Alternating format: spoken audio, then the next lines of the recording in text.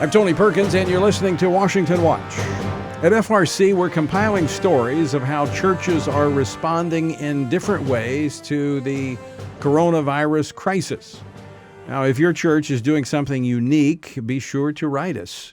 You can send it to us by email, stories@frc.org. Stories, that's plural, at frc.org.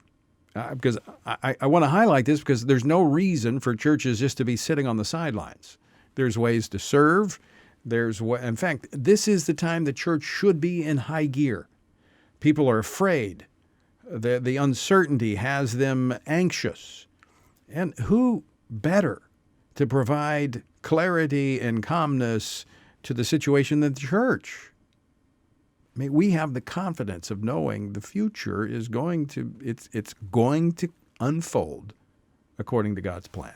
All right, one church in Ohio is getting creative with their Sunday gatherings, holding a drive-in church service. With me now is the pastor of Genoa Church in Westerville, Ohio, Frank Carl. Pastor Carl, welcome to Washington Watch. Hey, Tony. Good talking with you. A lot of good things happening there in Ohio. Of course, we've got some great guys on the ground up there, a lot of churches that we're affiliated with on our Watchman program there. Yes, you are. Yeah. You guys are getting it done.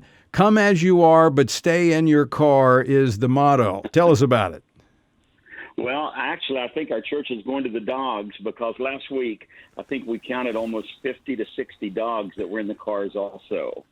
So it's kind of neat to see them coming in that way. And, Tony, it's just a takeoff.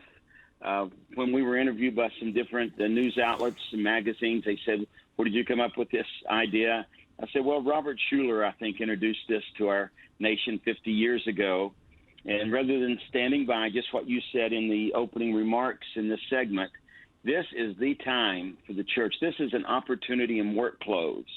Now, a drive-in church service won't work for everyone, but it is ideal for us. We are between two suburban areas, a rural suburban, and we using an FM broadcaster. We do 3 services. This Easter, we'll do 6 services. And the turnout has just been phenomenal, not only from our people, but from the community. And we're still abiding within the right. The safe distance that the state wants us to have. And people don't even get to see me necessarily. They wrap all around the property, around the building, but they are on location. Right. And there's affirmation that way. Right. And that's what we're operating within the guidelines. No one is being put at risk, abiding by the social distancing, but you're able to gather. I love this approach because it's not looking at what you can't do, but it looks at what you can do. And I think there's going to be some innovation that comes from this, and I'm talking about the church.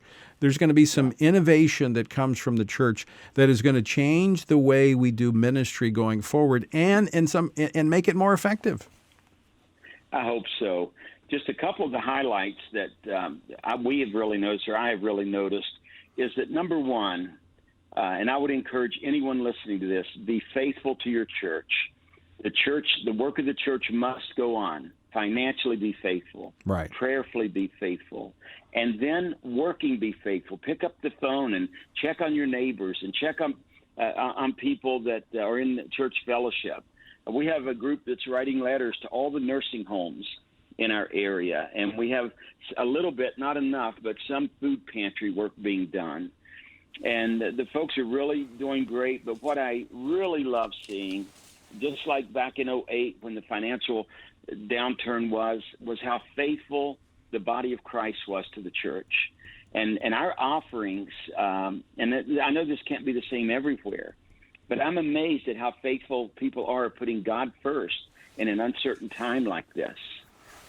Well, I think, look, it's just a matter of people seeing churches that are doing something, that are ministering in the community, that are not sitting on the sidelines, thinking, oh, what should we do, or being caught up in the anxiety and the fear. I mean, look, I'm talking to pastors across the nation, and those pastors that are stepping forward, doing what you're doing, Pastor Carl, are finding people are responding. So I commend you, I thank you, and I hope other pastors will follow your lead.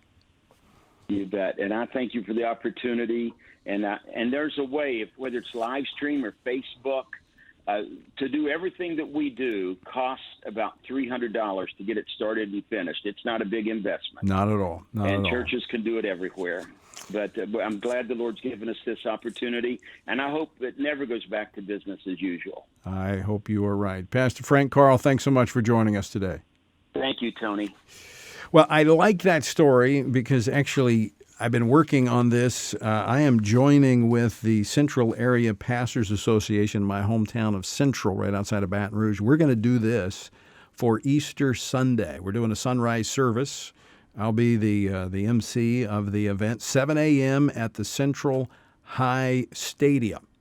In the parking lot, we'll be watching the social distancing. You'll stay in your cars. Nobody will be getting out of their cars. Be an hour long.